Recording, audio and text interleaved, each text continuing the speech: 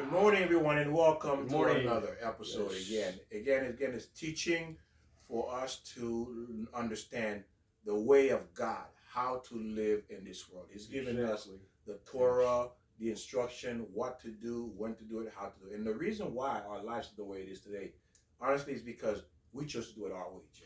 Yeah, you're right. We don't listen to God's rules and we push that aside. Exactly.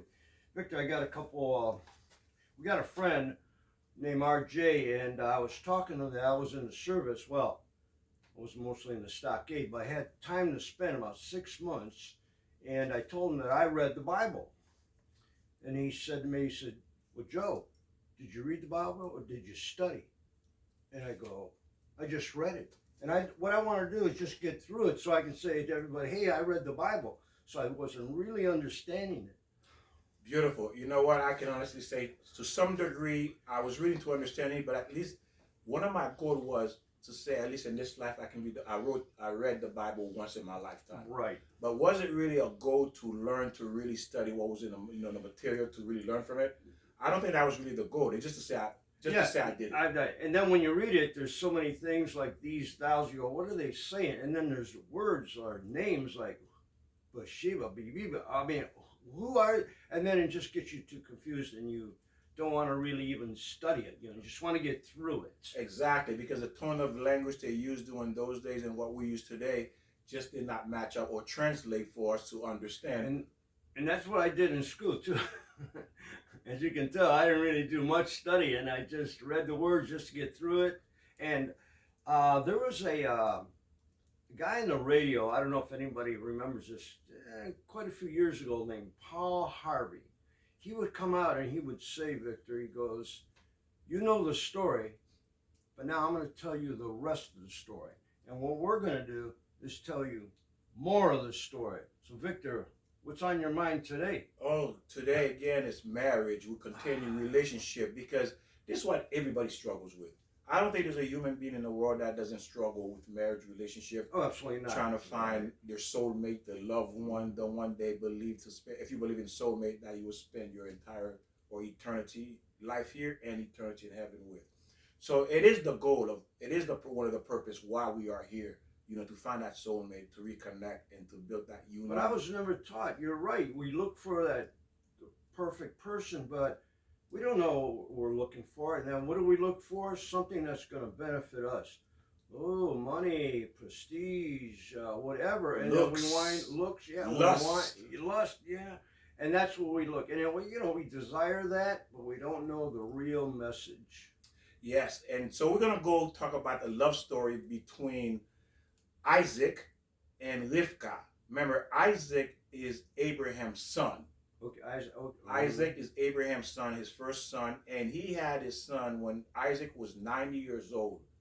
Abraham was 90 when he had Isaac.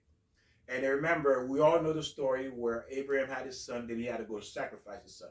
Now, the thing about the story, I think a lot of people did not understand or know or thought that Isaac was a little child, 5-year-old, when he took him to go be slaughtered. Really? Okay. But Isaac was actually 37 years old. Oh, was he really? He was 37 years old. Yeah, they portrayed more like a youngster, maybe under 12, or like you said, 5 years old. I remember reading that, but I mean, again. Yeah, it's hard to imagine a grown man, 37-year-old grown man, he's allowing you to tie him up to slaughter him. And he even tell his father, tie me very good so I don't overtake you. Oh, really? Yeah, when he's about to slaughter, said because he volunteered, he wanted to be slaughtered. So you're saying God gave Abraham the message to... Exactly, sacrifice his son on the altar. Yeah, I remember reading that and I go, that doesn't sound right. So explain that to me. Well, really, that was just a test. Remember, God gave Abraham 10 tests. And by his last test, he was 90 years old when he received his last test. So imagine, this test must have been going on for a long time when you had your first son. And the final test was when he's 90 to go sacrifice your son. The reason why he gave him all these tests, the final test was to sacrifice his son, is that no one would be able to say, oh, that made sense, that's why he did it. You see, it's to show Abraham complete obedience. Dedication. To God. Obedience. Yes. That he loved God, because before those tests had nothing to do what, really he would love.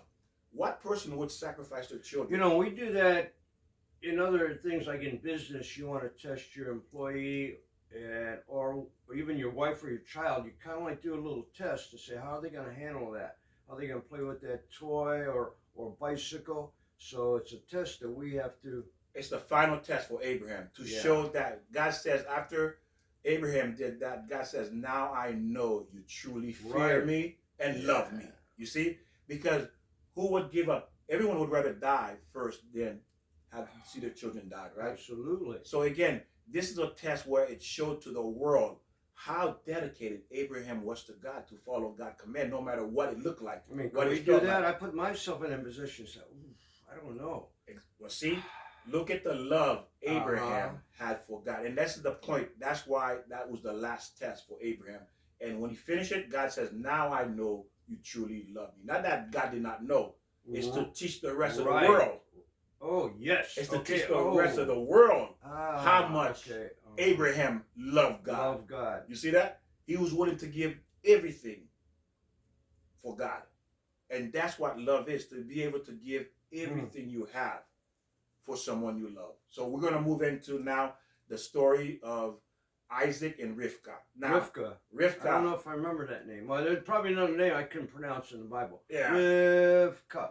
Sounds Rifca. like a dance. Well, I didn't mean to be. No, but I do understand. Yeah. So again, we have to understand, at least give you some background of what took place and how this came about.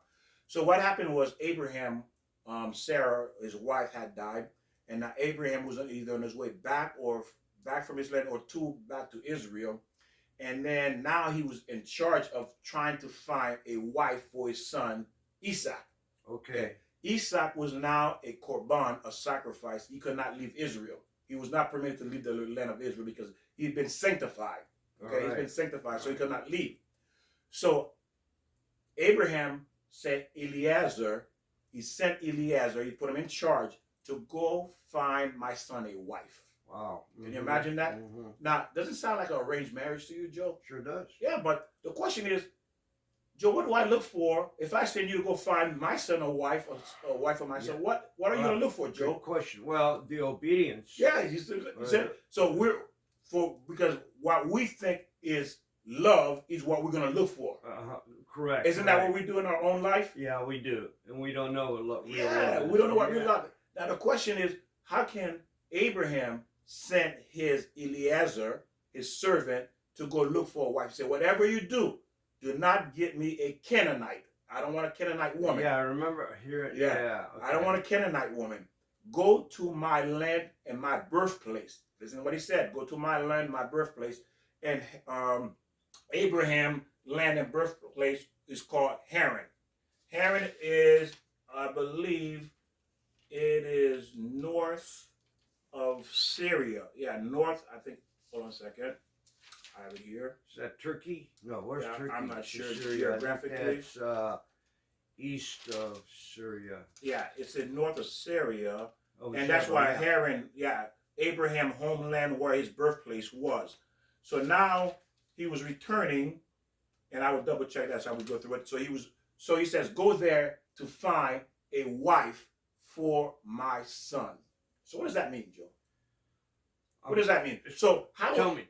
So now the question is, if you send me to go look for a wife for your son, how would I know what to look for? Well, how would I know what to look for? Well, see, again, so now that means you must know something about me, about my character. Right. You see, something about my character, what Victor, the way Victor is, I have to find a wife like Victor.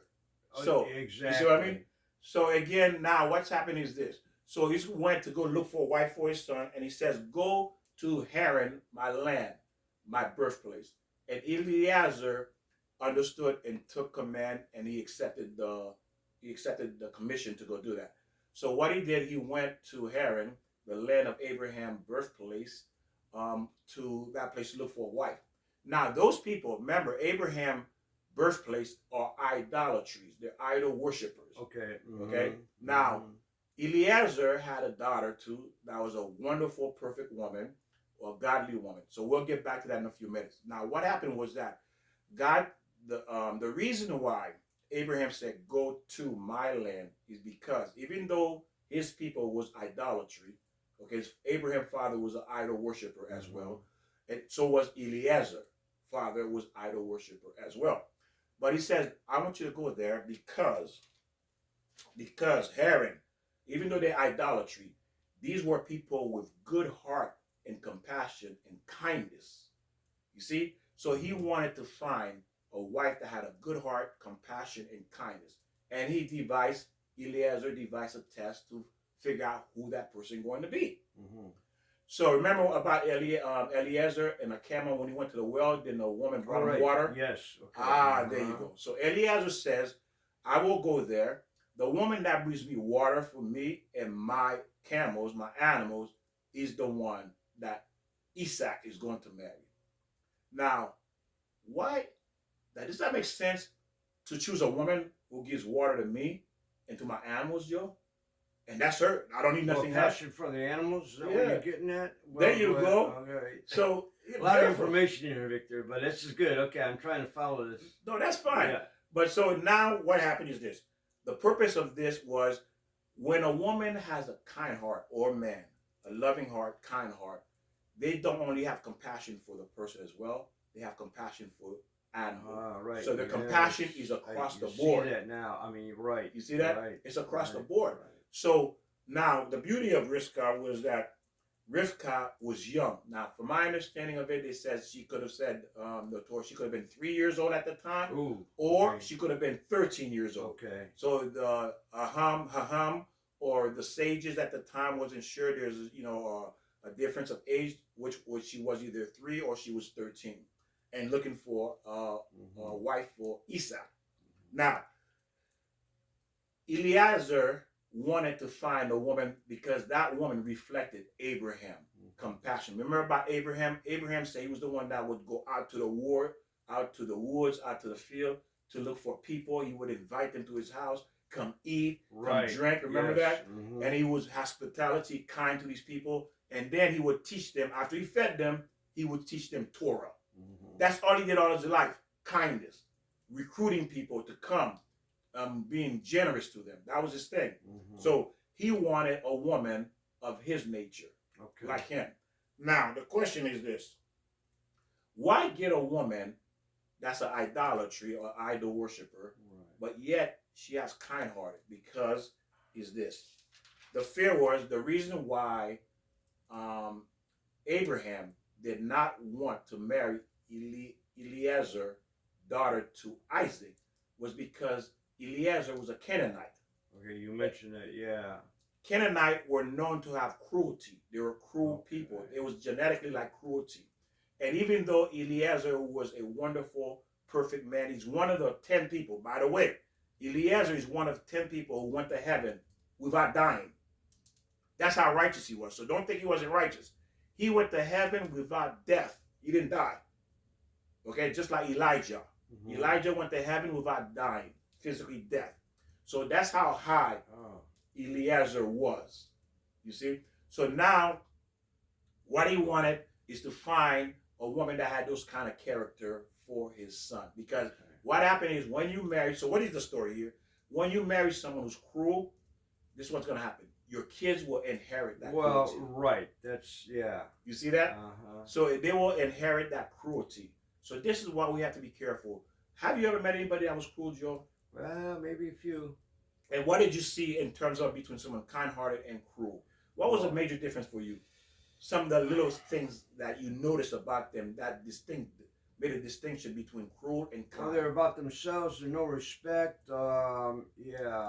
Hurtful, physically, mentally. Yes. Giving wrong messages. So they were, it seemed like they enjoy the cruelty. They enjoy hurting people, or because it was all about them. Okay. You see, them. So if I have to step on the little guy to get what I want, I'm going to do it. If I speak to you a certain way, like abusive, someone who's abusive, if you had that verbally or physically, that's cruelty. You see? So people like that is the type of people we're supposed to stay away from. Okay? To stay away from. And then that's another thing that that's one of the reasons why Abraham did not want Isaac to marry Eliezer's daughter, because he says even though you're loving, kind, understand man because you learned to be that way, Mm-hmm. you were taught Torah. Go ahead. So when you're looking for a spouse, you have to look at their parents too, because if you see a individual you want to marry, you got to look at their parents, because if they're cruel, then you think that will pass down. Yes, Joe. Okay. Excellent. Okay. So like Joe said, if the parents are cruel, your kid's going to be cruel. If the man you married is cruel, your kid's going to be cruel. Well, like we were talking a couple other videos back, it's like, you become the mirror of your parents. You mirror your parents, whatever they are. Yes, you do mirror your parents. So when you see your parents speak a certain way, and at the table, dinner table, they act a certain way. Like, how does prejudice pass on, Joe? Oh yeah, no, exactly. How does that pass on? I find 99% of the time from the parents. Exactly, and bad people, the people they hang around with too. But parents, I mean, when you're 3 and you hear something, hey, that's mom said that, dad said that, I can say it. Yes. Let me go back a couple steps. I wanted to clarify when you said that the father was looking for a wife, and then you mentioned you didn't know if it was 3 or 13. So to clarify 3, you kind of like say, well, what do you mean 3? But also you look for a person that's 3 years old, but then not you marry at that time, but you see how that person and groom them to be a perfect. Oh, beautiful, Joe. Thank you, Joe. And back then, they did marry people at 13. Men did marry at 13, and I don't know how young, but it was like proper at that time. To groom them. Good, so at 3 years old, it wasn't like Victor was saying that his son was going to marry somebody at 3, but it was like, so you see the person at 3, and you see their demeanor and the parents, and you go, okay, this person's going to be a good person when they get old enough for marriage. Joe, excellent. Right. Perfect. Thank you that he cleared that up, so that way the viewer doesn't get confused that he's actually marrying a 3-year-old. No. Yeah, right. The whole point was to see these wonderful, beautiful character early in someone young. Now you take that young person, you mold them. You teach them Torah. You teach them about God, because what happened is that what they're saying is this. Eliezer got her, he acquired her. And the way they acquire a woman back then, like you give a woman today a wedding ring to say, I'm acquiring you. Back then, it's really like buying them. You buying the woman. And the way you did that is you would give the parent, which Eliezer took with him, Abraham gave him, gold jewelry to give to her and the family member.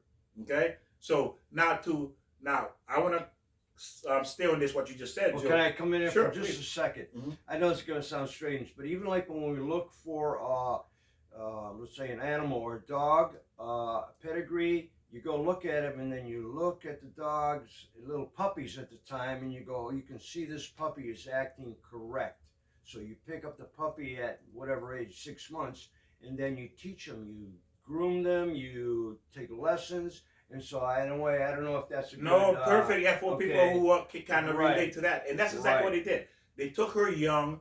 Eliezer took her young because now she can be raised in the house of Abram the way he taught his son Isaac. Okay. You see? You said took. Did he buy? Because he didn't take it. Yeah, he bought. No. So I mean, you negotiate. Yeah. Yeah, we have to. No, I just want to clear that. Oh, exactly. And then we're going to go into it. Good job, Joe. Absolutely, yeah. So, see, you're ahead of me, Joe. You're always ahead of me. And Joe brought a perfect point. I'm glad he did that, because then people would assume, because people have filthy minds, unfortunately. That's what, yeah. And thank you, Joe, for bringing that, because I wasn't thinking about that. But again, he purchased her, of course, with the parents' consent. And that's what they do, right? Yeah. Dowry, that's something different, but the purchase, okay. Right. And then he gave her jewelry, and he gave the parents jewelry, because remember, they're losing a daughter, so they're replacing the daughter with wealth.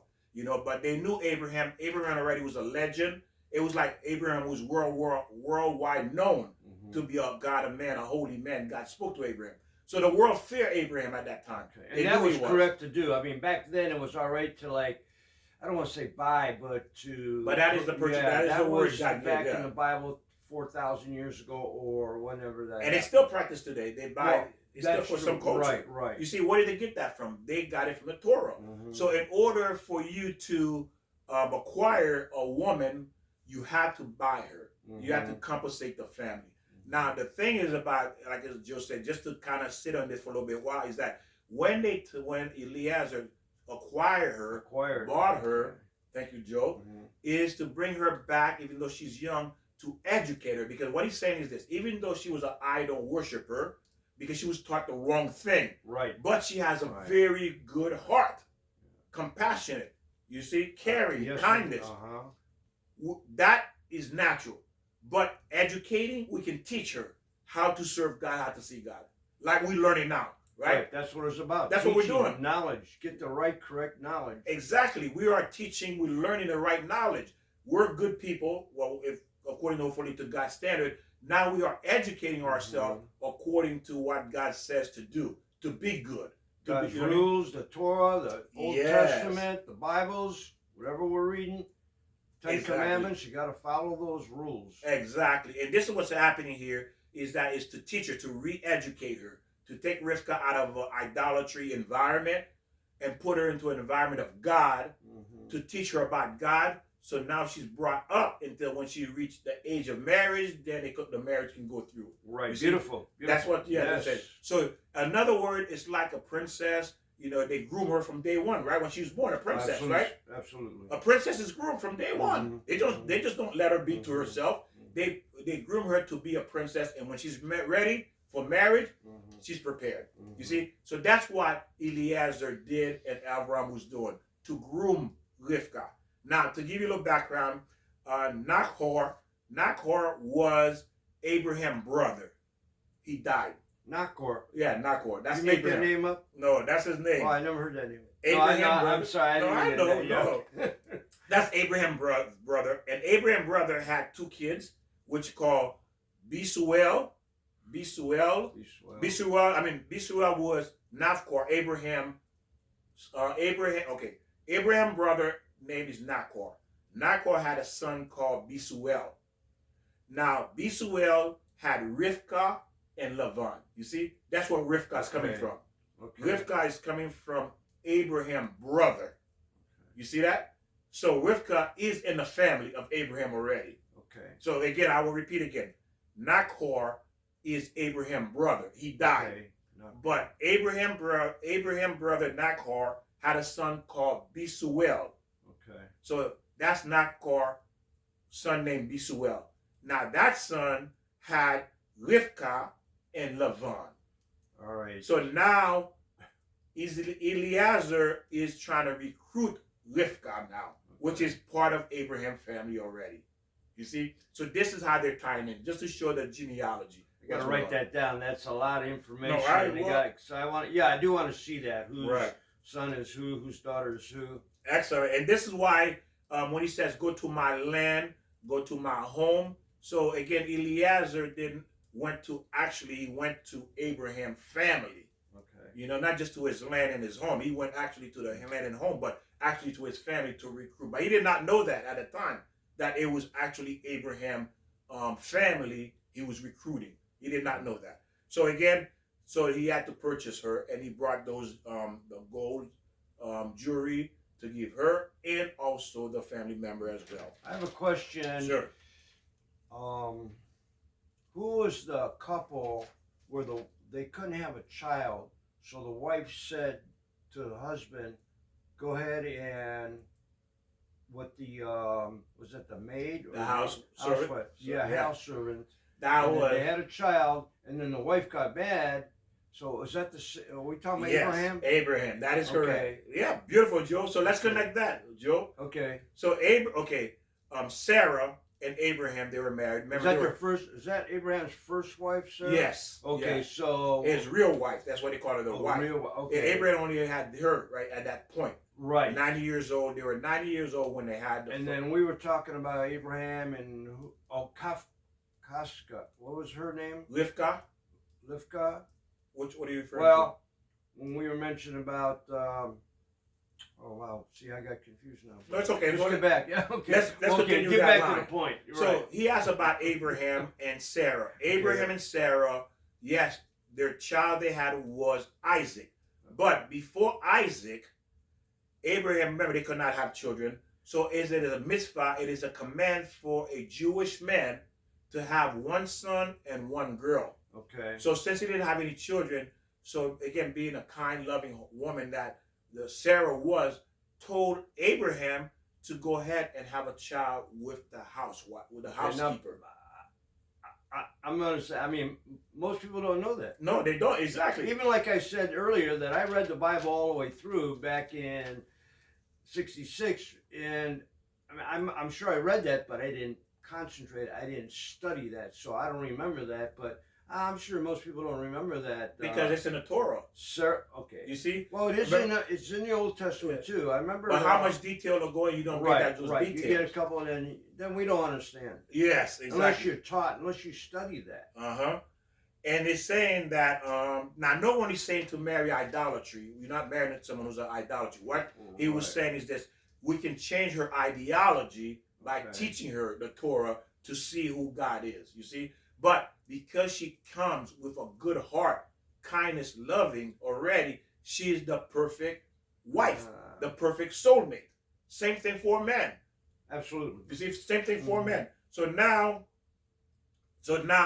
again, Abraham, like he was saying, like Joe was saying, he went and had a child with the housemaid, the house servant. Right. And then I think Ishmael, I'm not sure, but he had a son with her.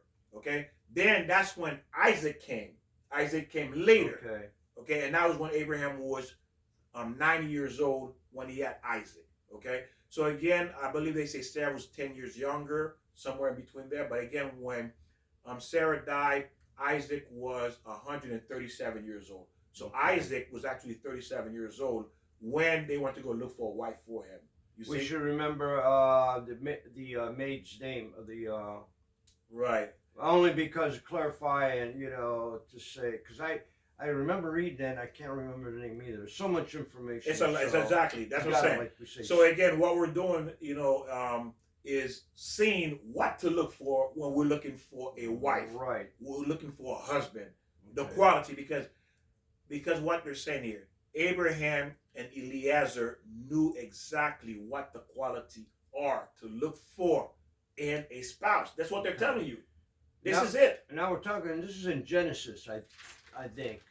We have to more or less, so if people want to read this, yeah, we should have the where it's located in the Bible, but I'm almost positive it's Genesis. Okay. Now, as I said, there's a lot of information and because remember, there's a lot of books. They're coming from different areas and different books that we don't have access to. That's what I want you to understand. A lot of the information you do not have access to because it's in the Jewish, 34,000 books. So as far as searching for them, you get a little glimpse of it, but those details you're not going to get them because that's why it's so confusing. There's not enough information. Everybody's got different kind of like readings, although we're saying the same thing. I know that's an argument I have with a lot of people, but we're all saying the same thing. And every time Victor mentions the Torah, that is our Old Testament, but there's, again, we say a couple lines from our Bibles, and we have the Old Testament and the New Testament in the Christian religion. And there's so much more, like missing I mentioned information about Paul Harvey. He said, you know the story, but he's gonna tell you the rest of the story. I think a lot of people understand what I'm saying out there because they remember Paul Harvey. But Victor, continue. Oh yes, Joe, and I tell you, you brought a wonderful point as far as arranged marriage. They're getting the woman very young, and the purpose of it is to groom the woman to fit into their family. No, absolutely. That's why they get them young. Yeah, that's perfect. And what does it say? If you raise a child right, that's beautiful, Joe. We're going to hang on that for a little bit. If you raise a child right early in their years, it's very hard for them to change. You know what I mean? It's very difficult for them because this is what they were taught. That's why it was so important that they got her early to teach her the way of God. Okay, the proper education. To educate her because she had everything else. What she was missing was the education of the Torah, God ways. So now it says, so the single most important quality is kindness. That's the single most, that's what the sages, the big rabbis throughout the whole thing, and this is what this is all about. You look for kindness in a person when you want to marry them. Now the question is this, and this is what this was, what to look for in a soulmate. That's what you're looking for. That is willing to care for other people. Now how do we know the kindness of this person? Let's say you started to date someone you're not certain if they're kind. How do we test them? Well, let's look at a few things. This is how do we test them? We have to see how they treat other people. I was going to say that exactly. When you're with someone and they're don't have the respect for another human being, cutting them off when they're driving, or sitting down at a restaurant and saying, "Oh, this is terrible food," or "Where's my water? I want my water now." Run. The moment they say that, run. Right. Run. No, like you say, you have to look for respect, the kindness. Because with the kindness, the respect is already there. You see, with the kindness, the respect is there already because you're kind. And I would be embarrassed, or if I was like that way, I'm sure my spouse would be embarrassed. I mean, if I go with anybody, even if we're friends, and you don't have the respect for someone, I'm embarrassed. Exactly. And I don't want to be around you. And I'm sure you wouldn't want to be around me. It speaks who you hang around is who you are. So if you see women or men hang around people who are cruel, disrespectful, run from them. Okay, don't listen to them that they're good people, because good people don't want to be around people like that. Okay, don't listen to that. Now, of course, there are exceptions to the cases. But now, how do we can tell if, for those of you who don't know how to look for, is watch the way, like Joe said, how they treat the waiter, the waitress, the waiter, how they treat the janitor, how they treat the garbage man, the lawn man, how to treat these people that you would think of them less than you. Which interaction with almost anyone. Exactly. My mom, I mean, right off the bat, if I brought a woman over to meet my parents and I don't see the respect, oh, that's it. There you go. Then that's how she's going to wind up treating me. But again, exactly. So if you, whatever they do, you on a date, you see he's cruel to that waitress or waiter, he's going to do it to you. Oh, absolutely. She's going to do it sooner or later. There you go, Joe. Sooner. They already show you their hand. The only difference is it wasn't done to you, but they're going to do it to you. Sooner or later, they're going to do it. When there's a disagreement, when you cross them, or they think you're crossing them, disagreement, you're going to get the raw treatment that you saw he did or she did to that waitress. And some people pass over that. They'll go, well, this guy's making a lot of money, or she's got prestige, so maybe I can deal with it. And down the line, I'll change them. And you don't change. No. Or very hard if that does happen. And the truth is, what happened is, like Joe said, if you decide to go with someone because of materialism, or they have money, wealth, and then down the line you figure, hey, I'm in it for a few while, but again, you already ruined yourself, because now the truth is too, most likely God is not going to let a good, kind-hearted person come to you. Why? And you're not going to be able to get along with them either, because you've been spoiled already. That's why they took Rifca out early. You see, they took Rifca out of the house early, so that way they can educate her. You see, they can educate her. So you are not being educated, or what's the word for it? When rehabilitated, because you've been in damaged relationship, and now you scorn, you have scars, you have battle scars, you have anger, you have jealousy, you have all these things in you. And it says in the Torah, it's easier to go to the grave and then say a few words and wake up the dead from the grave than it is to change a person who has a cruel heart. That's how easy it is. Listen to what I'm saying again. It's easy for you right now to go to the grave and wake up the dead than it is to change someone who has a cruel heart. I see that. I mean, I experienced that. You Not see? personally. Well, maybe I have, but right. You're right. You see what it's saying here? If you're intelligent to get it, is that it's almost impossible. Not that it's not possible, but it's almost impossible. Meaning that if you yourself not as good, or you don't learn, and you have someone like this, you in for a ride for the rest of the marriage, and most likely even after the marriage. Because why? They ruined you. You messed up too. Exactly. Psychologically, emotionally, and spiritually, you are messed up. You see? And we've seen people like that, and we read something, one of our friends realized that late in their life, and now they want to bounce back with God, and they can't. Yeah. You really got to be dedicated and understand what we're taught, what the Bible's saying, what Torah's saying, what God's saying, 10 Commandments. We have to understand what's going on. The only way you can be success in this world and anything you do is you have to know Torah. You got to be, a person who follows God, His commandments. You have to do it. Without that, you can lie to yourself. You're welcome to lie to yourself. But again, there is not going to be any success. There's not going to be success here or up there either. You lose both. You will Right. lose both. Right. Remember, there's only one side, there's only one winning team. Only one side, one winning team, and that is God. Right. There's no other.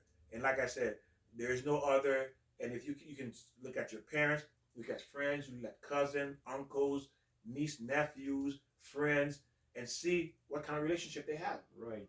See if they have a good marriage. You're right there. You have your proof. And then see if these people have a connection with God.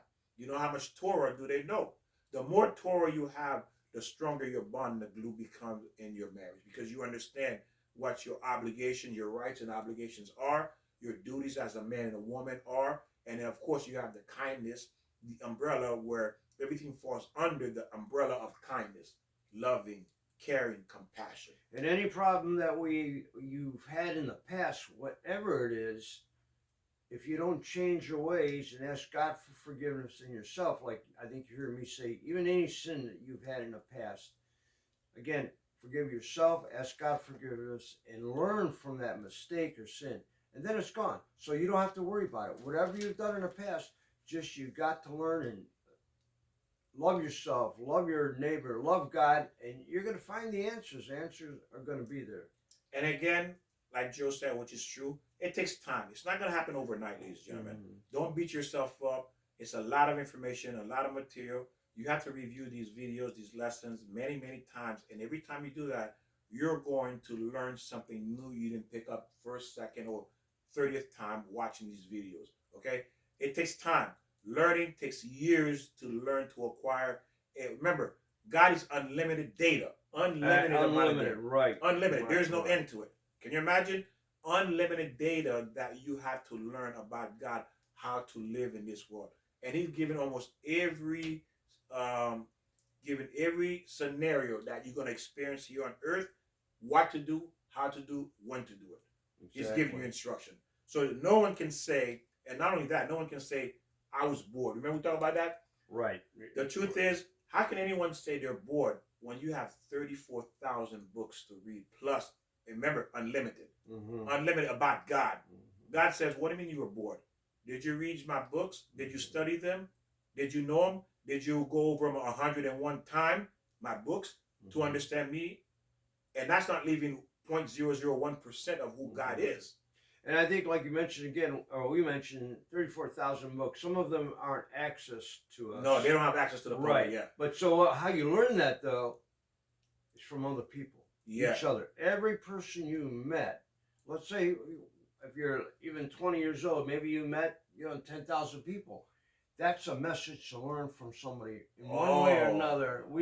You also can teach. So when you meet somebody for the first time, there's always a message that you teach them and they teach. It's about learning, and that's how we can learn for the 34,000 books. Joe, perfect. Oh my goodness, that is perfect. You know what? I would have never thought that. Because every person has some quality, good and bad quality in them. And everybody you encounter, they may say something. This is how, like Joe said, you can acquire, you may not acquire all of it, but you acquire enough to understand how to be here, how to live here, because they have it in them too. How many times you've seen people, whatever it is, driving or whatever they're doing, they go, why are they doing it that way? Because they don't know. So we have to teach them. And then how many times we've done things, cut somebody off. I mean, in any situation, in a relationship, we have to learn this and just be aware, and we can learn that. And one way to learn it, just ask God for the message, and you're going to get it one way or another. It could be on a sign, it could be through some other person, but we'll get that message. If you really desire to find the truth, you're going to get it. It's in your mind, it's in your heart, it's in your brain. And Joe is correct, because we're born with it. It says when a child is born, you taught the Torah in the belly, in the womb of the mother, while you were, for the 9 months, there's an angel that comes and teaches you the beautiful. Torah. That's why it's in us. We can feel when something is wrong. We can feel when someone says something or do something different, especially if they're doing it to our parents. We say, well, that's wrong. That doesn't feel right. It's like animals. They have instinct. I think we have also instinct. I mean, and we Torah. have in Torah, right? The Torah is what we have there, right, but we just cannot retrieve it because we forget when we were born.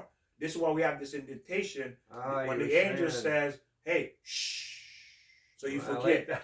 That's why you had that little indent right here. You had a little indent. That's the angel did that to your mouth. Say shh. Victor, you made that up. No, I didn't. Again, that's Torah. Is there? Okay, Torah. Victor, thank you. Again, everything about your body, the Torah has an explanation why it's there and the reason it's going on. So again, because we don't have access to all this information, but the most important thing we need to understand is the information we need to know to be a righteous person, a good person, to live the way according to God's ways, the way of God.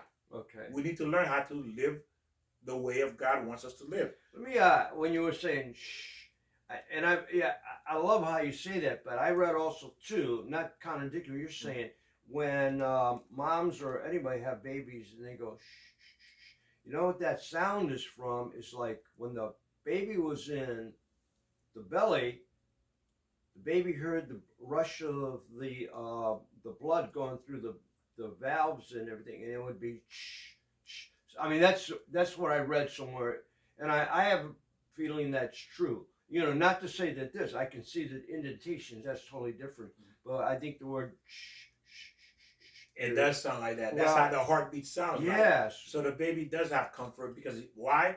Not only can he hear his heart or her heart, also the mother's heart as well. Right, exactly.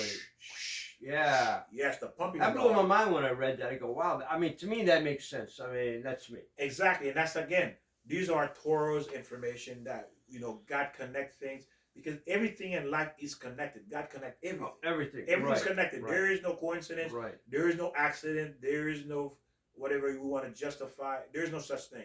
Everything is designed and connected before you came into this world. Before this world was created. Everything that's happening, that will happen, has already been designed to happen. It's already there. So there's nothing new under the sun. Nothing. Now, the other thing you said, you cannot expect to look for kind, loving, gentle, all these qualities in a person if you don't possess them yourself. Oh, yes. Exactly. You have to possess those yourself. You have to possess those yourself. This is why, again, it's so important that you make sure you marry a person that possesses these qualities. And then you look at the family member, because the Torah does say, examine the family of the people you're interested in marrying to. You know, we grew up saying that opposites attract. Yes. And I mean, that's what you kept saying. Well, that's you're ahead again, true. Joe. Yeah. Go ahead. Opposites attract. But and then a friend of mine said one time, he says, what we're looking for is ourself. And when he said that, Mike, remember you said that to me? When he said that, I go, I'm not looking for myself. But then when Victor's saying we do, we want the qualities in ourselves from our soulmate. Yes. And I'm going to add to that what Joe says, beautiful.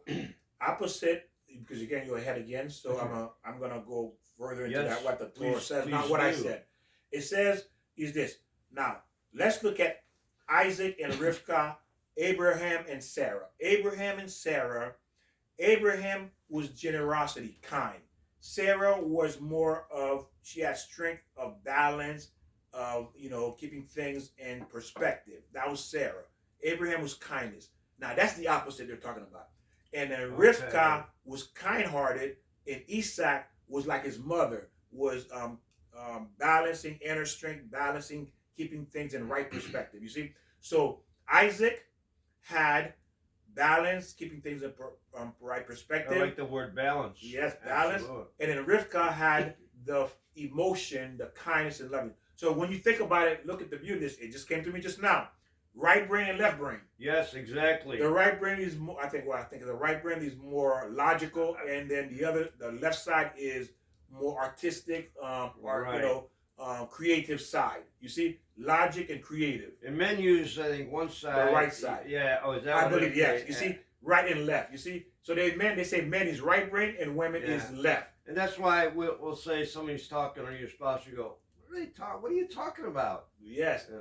So again, you see how God lines things up? The right brain and left brain. The right brain is the man, and the left brain, I hope I'm saying this right, is the women, which is the artistic, and the right side is the man, which is the logic. Mm-hmm. So what they're saying here is Isaac was more like the logic, logic in terms of keeping the strength, keeping things and what was I said earlier? In perspective. Okay.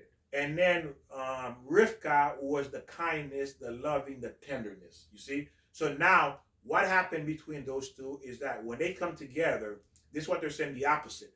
So what happened is this: Rivka learns to be a little bit more constructive and strength in terms of how to give the disseminate the love, the proper way.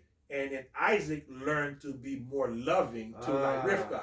You see, so they're both feeding off each other. Okay. True love is to be able to take the highest quality that person possessed and then bring it into you yourself, incorporate it in you yourself, meaning you're lacking this. So Rivka had love, tremendous amount of kindness. Now Isaac's job is to adapt that kindness. Okay. And then Isaac had strength and strength and keeping confinement, holding things in place together, and then she was supposed to take that as well and make that part of her. Okay, so in a way, what I'm thinking now is that when we do find our soulmate, it should be maybe like 80% like us, like us, but maybe 10% the opposite. So we get that little bit of but different. I think to be a little bit different, whatever. If it's like football, ballet, or whatever the case may be. That may be that case too as well. You're right. But what they're saying is this: we're taking the strength, the goodness, the strength of that person that they have, I don't have. Right. So I'm taking the strength of, let's say I have my wife, whatever her strength is, she's kindness, right? I'm not kindness. I'm kind, but I'm not at the level she is. So because I'm right brain, I'm more logic. Things have to make sense, in order. So I'm gonna adapt her kindness in me. Right, absolutely. And now she's gonna adapt my right side of the brain and her. Now we become complete. We are one. Because now she possessed the good that I have, and she possessed the good that I have, and I possess the good she has. You see, we're taking the good. Now it can work the opposite. There was once I heard about this. There was this beautiful woman and this intelligent man they were together, just to give you a parable. And the beautiful woman said, look, if we get married, we'll have beautiful children. She will have my looks and he will have your brains. And he said, well, that's nice. But what if she end up having my looks and have your brain? You see? And that happens. That happens, you see? So in other words, meaning that we're inheriting the bad qualities of each other. Because my quality is not looks and her quality is not brain. Well, if I get married again, I hope our children have both her qualities and her brains, because I'm lacking in both. Well, but hopefully you got the message, what's going on here. So the key is to be able to get the good quality from the person you are with. Absolutely. That's the whole point here. And we have to look at that for that good quality and not the negative. Right. And now, again, we spoke about that. Each one will inherit the good quality from each other. And they say it's not good for men to be alone. Why is it? We spoke, I think, last lecture, class, we spoke about why it's not good for a man to be alone. Is because God says that's the day Adam was created. Because if Adam remained in the garden, he has an infinite capacity to take and take and take and take. But he never had the ability in order to be good like God, because God doesn't take. God is a giver. He gives. So for Adam to be like God, God created a helpmate, the woman. The woman now he can give to her, because Adam is supposed to act like God. Okay. God gives to Adam. Now Adam has to give to Eve. You see, because he's supposed to replicate or look like God and mirror God. Right. You see, so for him to be good, for man to be good, he has to give. And God created Eve for man to give. Okay. So again, that's part of giving. There's another side of giving too as well. Now, another side of the giving. Now, when you have a man who said, no, I just want to give. It's my job. I'm the man. I give. You don't have to give me. That is ego, and that is a selfish man. Yes, okay. You see, that's ego and selfish man. Why? Because now you're denying Eve to give back to you. To give back. Because Eve has to give back to you too. Has to be a balance. Exactly. The word you use. And why does Eve have to give back to you? The reason Eve's giving back to you, or she has to give back to you, is because it's saying this. If I'm always giving, you telling Eve, there's nothing you can do for me. You really don't do anything for me, and therefore you have no value. You see? So if it's just given one way, it's saying that person has no value to you because I'm the one giving. But when you give back to me, say, I need you, Eve. I need you because you're giving me. You're giving me beautiful children, wonderful children, loving children. Absolutely. You iron my clothes. You cook wonderful dinner. You cook my favorite meal. Eve, come here, sit down, Eve. Let me kiss your feet, Eve. There you go. Let me kiss your feet. Why? Because you're giving to me. You see, you're giving me what I don't have. So Eve have to feel, and a person feels good when they give, because why? You are important to that person. That person needs you. So when you're giving to someone, it's showing that that person needs you. So the man has to allow the woman to give him as well. Like during special occasions when we get a gift, if it's birthday, Christmas, or whatever, anniversary, you do feel good.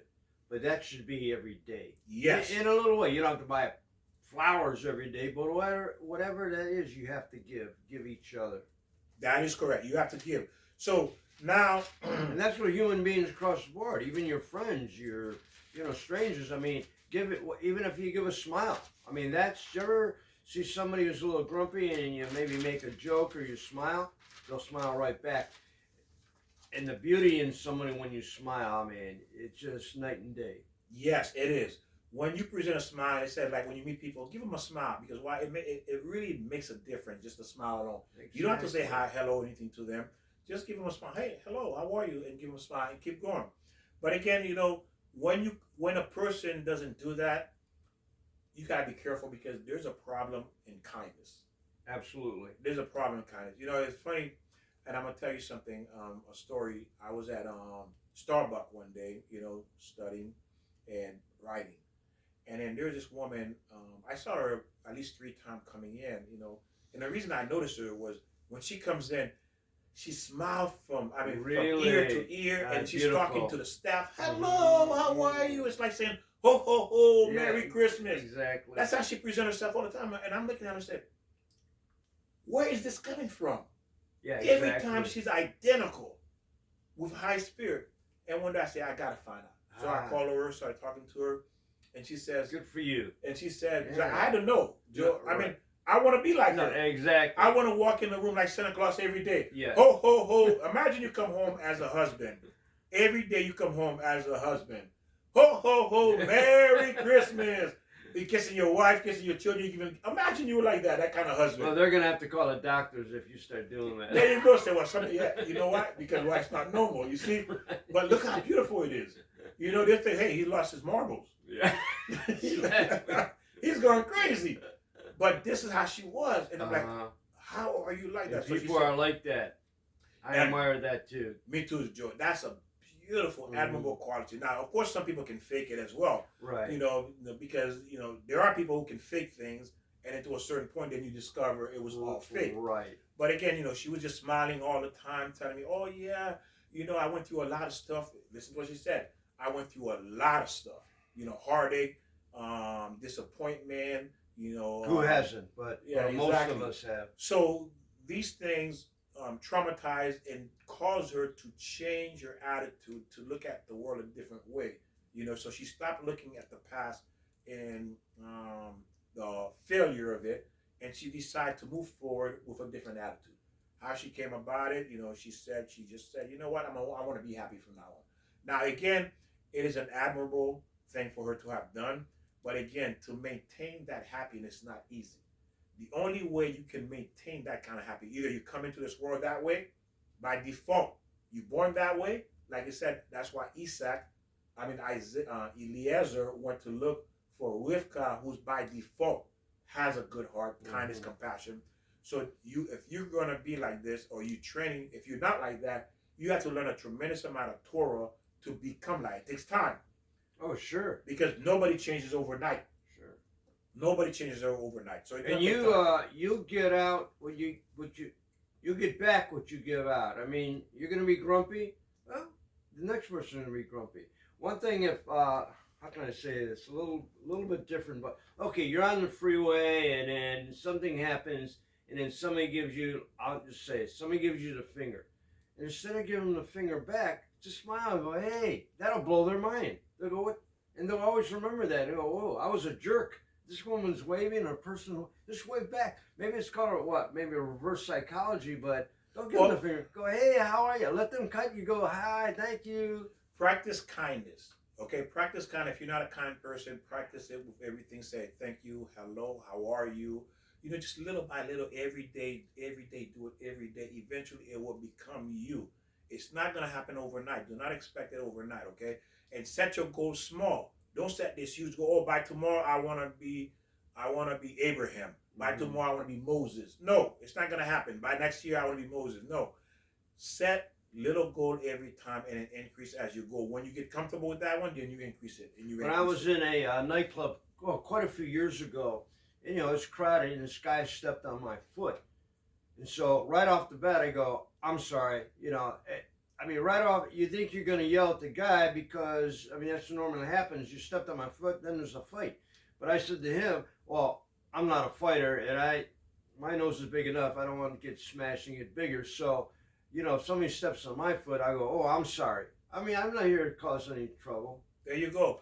And that's because you naturally have that kind of heart. Right. You understand? Right. You're not that, because if you were, you would have responded immediately. You naturally have that kind. There are certain kindness people have. It doesn't bother them. Somebody can step on their foot 100 times. It doesn't mean anything.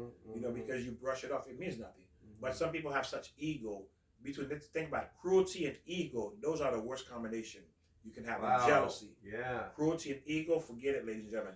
If you have a man or a woman that's cruel, again, cruelty, and there's different levels of cruelty. Oh, absolutely. Okay, there's different levels. Absolutely. Sometimes she could be cruel to you, the husband, but not to the children. You see? Right. So she could be cruel to you, but not to the children. Okay. So she could be cruel to the neighbor, but not to the husband. So there's different levels. You have to look at that, because you still don't want that, because there's cruelty in that person. That's the point. You cannot marry someone that has cruelty in their nature. You cannot. Okay? Because the problem is it's gonna skip. That's why if you look at children, some are mean and the others are not mean. How is that possible, Joe? How come I have 10 kids, 2 of them are angry, they're cruel, and the other ones are not? Yeah. You see? Exactly. It passed on. The cruelty has passed on to these 2 kids. You see? So that's the danger. And those 2 kids who are cruel are the one that's going to give you the headache in life. They're the one that's going to make you miserable in life. Absolutely. Yeah. Definitely they will. Yeah. Yeah. The one with the cruelty are the one that's going to give you the headache in life. That's going to make you miserable for the rest of your life. They're going to make you miserable because they have cruelty in their hearts. Okay? And it's very, like I said, it's easy to wake up the dead than to change a child that has cruelty in their heart. And that's why God says, teach them my Torah.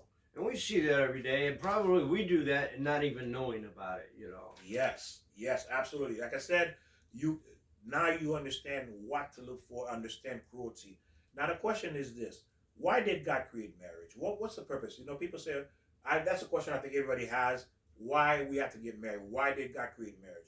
Because the purpose of marriage was created for men to be like God and women also to be like God as well by giving. But by doing that, you become holy. You become a holy human being, a godly human being. You see, that's what marriage is designed to do. Marriage is holiness. That's what marriage is. Holiness. It's not physical. It is holiness. It's designed for you and your husband, you and your wife to become a holy human being. You know what I experienced when I was married and then divorced? When I was divorced, it was about 7 years. I was having a real good time. It was a lot of fun. I was single, but I was missing one thing, and it was I wanted to share that. That's one thing I want to do, is like to share whatever I was doing, and that was missing in my relationship, or being single.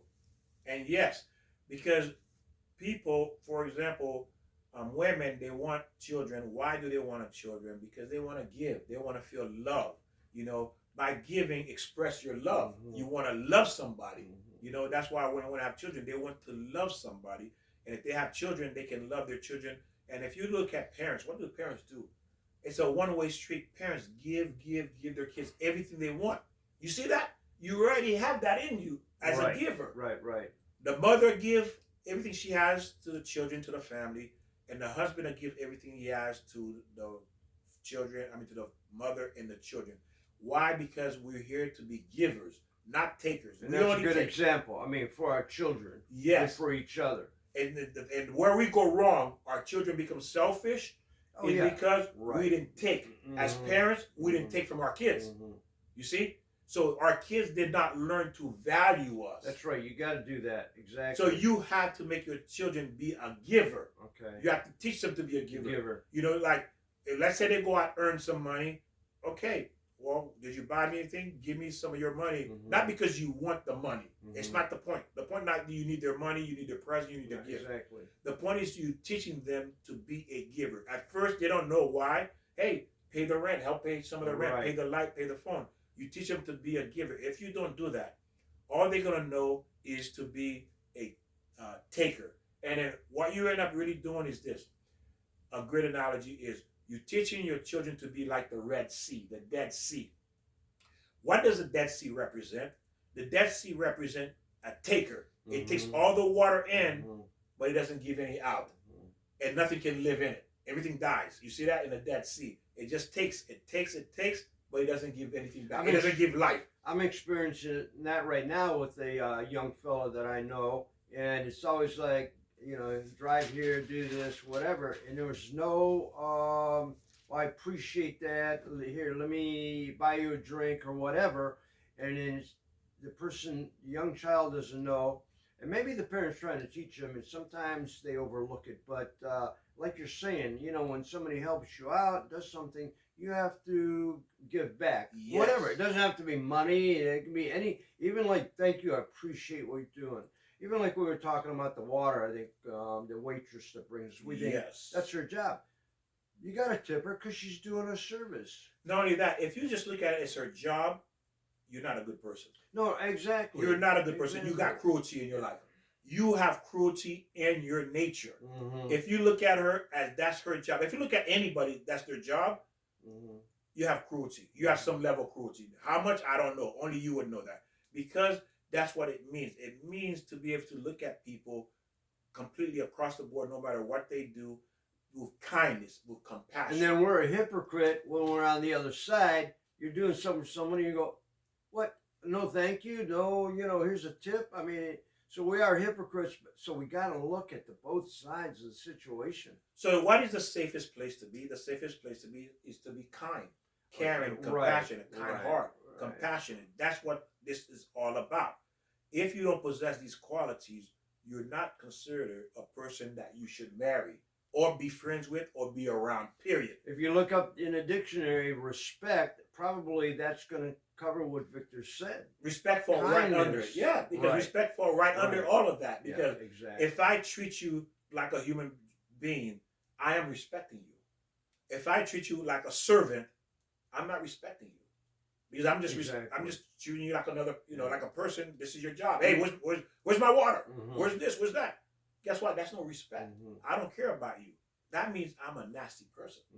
I have a lot of cruelty in me. And a lot of that's lost. I mean, you do. There are a lot of beautiful people out there. I mean, we know what to do. Well, hopefully, you know. I know, like we all make mistakes. We're worrying about something else, and then you do something towards someone else, and you hurt their feeling, but you don't realize it. So somebody does that to you, you go, wow, what's wrong with that guy? And it's wrong. What's wrong with you? So we all got to experience that and give out that love and respect. But again, these days, ladies and gentlemen, how often is it you're going to run across somebody who has this kind of midot, meaning characteristic that you look for in a marriage partner, you know, because this is what's going to endure. This is what's going to last in a marriage. This is what's going to make you success as a couple, because you can build on everything else, because everything else is ideology. Ideology can change by learning, by training and learning. You can change the way you think, but to change your heart, ladies and gentlemen, go to the cemetery and wake up the dead. Wake up your mother, wake up your father. Just being sarcastic, because it means it's easier to wake up somebody who's died than it is to change someone who has a cruel heart. Remember that. Someone with a cruel heart, you're already doomed. You might as well dig your grave and jump in. Don't even go with the marriage. You're already dead. Because that's what you're going to have. You're going to have a dead marriage. You're going to have a dead relationship. You're going to suffer. You're going to suffer through the whole thing. And you're going to come out scarred, disappointed, feeling failure, feeling that you been abused mentally, physically, could be emotionally. People say, why is this happening to me? Why me? Why me? Because you're not giving it out. you're getting it back, the meanness. Yes, Why exactly. me? Why is this happening to me? Exactly. So when you say why me, you have to look at you, because that means God is speaking to you. He's telling you something about you. You need to change. That's the way God speaks to us. God not gonna come to you. Hello, Joe. I am God. Wake out of bed. We're gonna talk. I have a few things I want to discuss with I you. like that, yeah. God is not coming like that. God's gonna bring problems, and then the problem will continue to increase if you're not listening and then looking inwards to say, why is this problem increasing? Why they keep happening? What am I doing wrong? And this is how God gets our attention. But He's giving us everything we need in order to live the life He wants us to live. Remember the story we read about a friend of ours? Her life was chaos, and then she had a concussion, but she did realize that God gave her that concussion to wake her up. To wake her up. Yeah, and then she realized that. I'm thinking, you would think right away, why is this happening to me? But sometimes we have to be shaken more. There you go. I like that. And now she's really, she understands God's given her the message. So let's look for the signs. Yeah, it's like being asleep. You want to wake somebody. Hey, you tap them, wake up. Yeah. Wake up.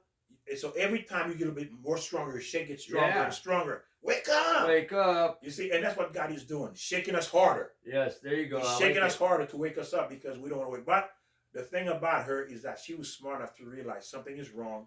God is trying to get my attention. How many people really smart enough to say that to themselves? Right. Yes, something is wrong. Why is this happening to my life? What's going on? What is God is trying to say to me? And she was able to wake up. Didn't get the message. Didn't get the knowledge. Those didn't read the Bible. Didn't read the Torah. Didn't follow 10 commandments. There you go, Joe. Didn't have love in your heart. There you go. There you go. There you go. There you go. Check, check, check, check. And that's the thing, ladies and gentlemen. Again, the life you expect, it's not going to happen. I'm telling you right now. Don't waste your time. There's only one side. There's only one winning side. That is God. That is the Torah. If you choose to elect and remove it out of your life, you already failed. You fail. Your children fail. The next generation going to fail, because that's the bottom line of this life. Either you with God or you against Him. And if you're against Him, He's going to shake you up. He's going to slap you up. You're going to feel the pain in this world. There's no way around it. And it really isn't that hard. No, it's not. Find it in your mind, your God, your heart. It's not that hard. You know what to do. And we're talking about respect. Respect yourself. Respect people around you. Is it that hard? And, and as we can give testimony to, and when I started really putting my effort into learning about God, I have more peace, more joy, more confidence in my life than I ever did in my entire life. Probably more than all my family put together. Because why? I understand what's going on. You see, and that's the beauty of the Torah. Because you got beat up a couple times. So did me and everybody else. We get beat up and... Oh, God beat me up. There you go. God had me in the ring for at least maybe 20 years, punching me in the gut, in the eye, black eyes, headaches. What our parents do sometimes, you spank and they get a little bit rougher. But you shouldn't get, too abusive. But it's the idea is you got to be shocked. You got to be spanked. You got to be, come on, let's go. You got to learn the rules here. Sometimes God has to punch a little bit harder, smack you a little bit harder to wake you up. See, but He's not killing you. He could have killed you.